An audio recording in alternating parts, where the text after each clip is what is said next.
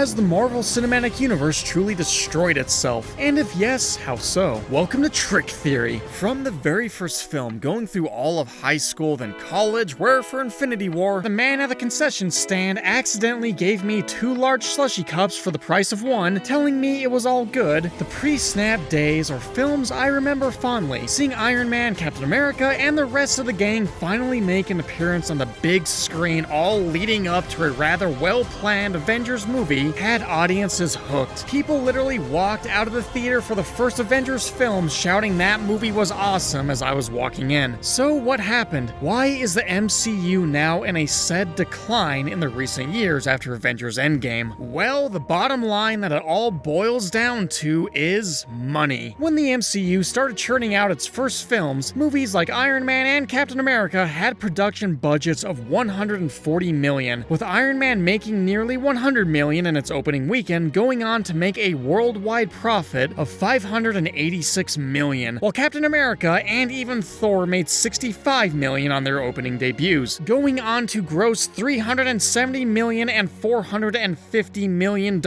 with Iron Man continuing to outshine all the pre-Avengers 1 films, that is, until the first Avengers film did release with a home run of $207 million for its opening weekend and a worldwide profit of $1.5 billion. And this certainly set things in motion, as all films for the upcoming Phase 2 and certainly Phase 3 began to rake in the cash, while production budgets, especially for their hardest-hitting characters like Iron Man and Captain America, increased anywhere from 30 to 60 million. Each film in Phase 2 smashed previous Phase 1 films, with all of them at least earning double the worldwide profit of their Phase 1 predecessors, and Iron Man 3 and Age of Ultron both shooting past $1 billion in revenue. Marvel was on fire, and as Phase 3 rolled out, every movie they released, like Guardians of the Galaxy Volume 2, Spider-Man Homecoming, Thor Ragnarok, all crept closer to $900 million, while the Black Panthers and Civil Wars vaulted over $1 billion, just in time for the 2 capstone Avengers films to make $2 billion and then $2.8 billion. Marvel had cemented its way into the hearts of eager fans around the world. People cried at the loss of their favorite heroes, lost their minds when they returned, clung through the credits to see what sort of tie-in the movies had to the larger universe, and laughed when it didn't because the film had already set everything else up. Nowadays, if your movie doesn't have Spider-Man attached to the title, or happens to be an amazing standalone film like Guardians 3, while the production budgets have certainly stayed up, the profits have been going down. While most of the films are still making money like Doctor Strange, Black Panther, and even Ant-Man, these movies and ones like The Eternals, which costed $200 million, making only $400 million worldwide, the opening box office and global numbers are starting to dip, until Marvel finally made a movie that missed audiences so much that they lost money. About some $70 million to be more precise on the film The Marvels. And while certain Disney Plus shows have been entertaining, seeing Moon Knight to do what appears to be a 360 suicide role was really cool. Scenes from Hawkeye were hilarious, and shows like Loki had me and my family pretty hooked. Yet everything was a bit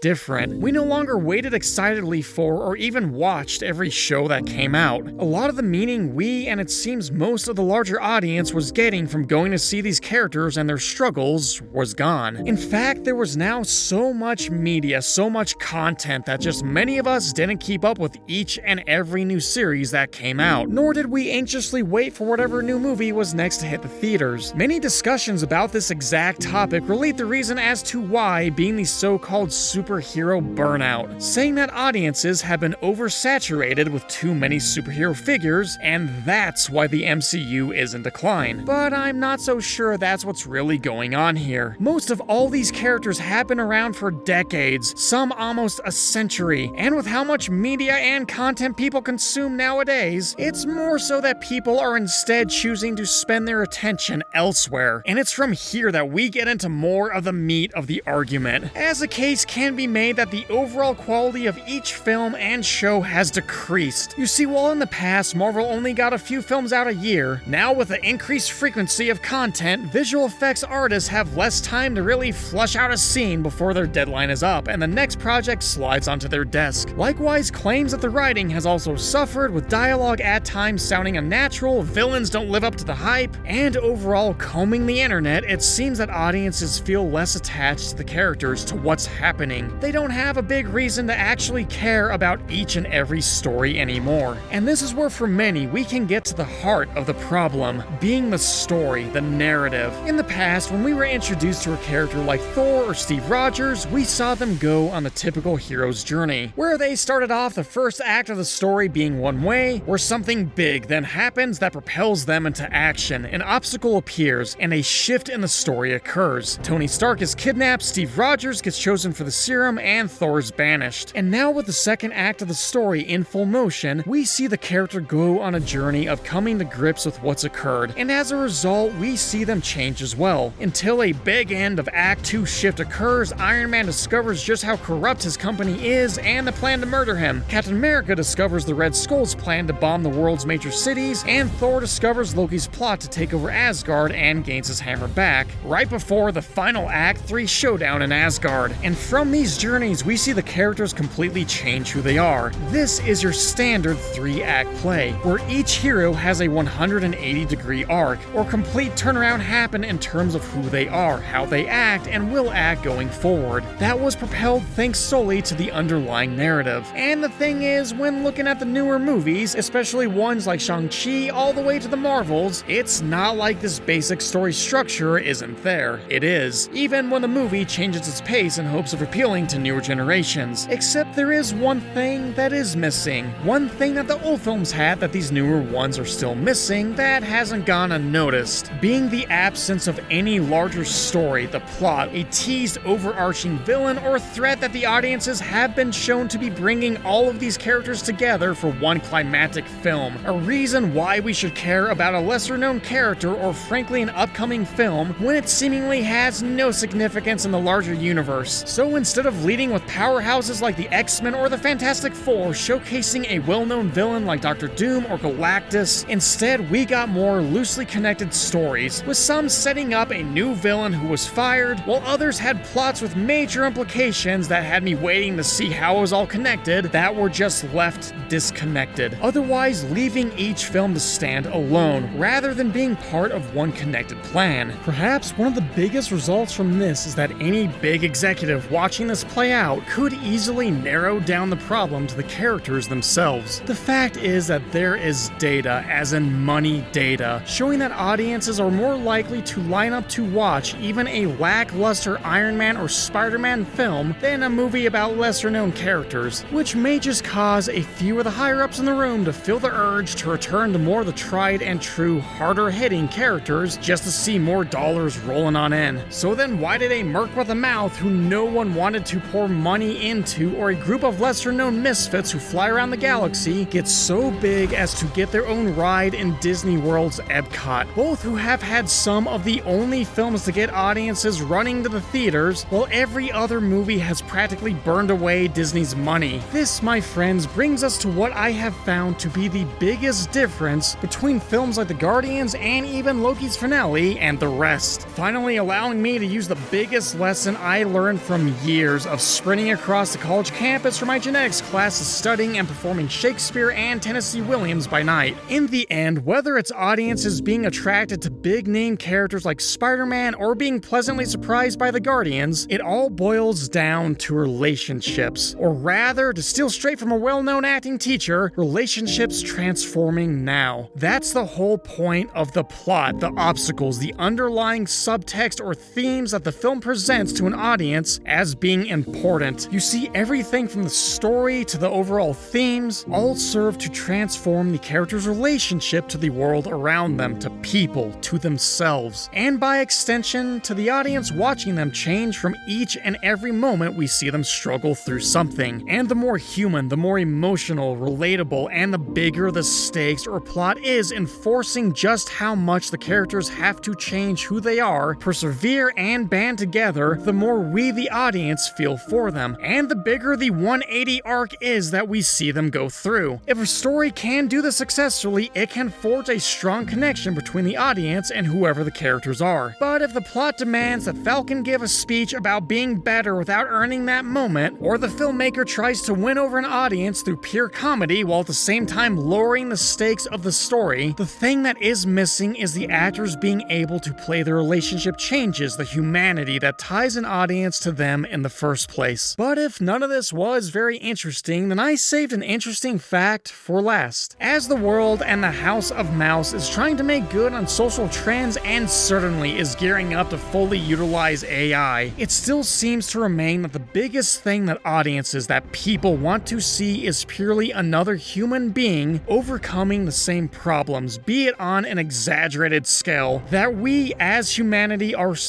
face in our own lives, that makes these driving characters so super in the end. And if you want more research theories on Marvel, then check out these videos where we go over how Wolverine's surgically placed claws actually work. Remember, it's all a trick. See you in the next one.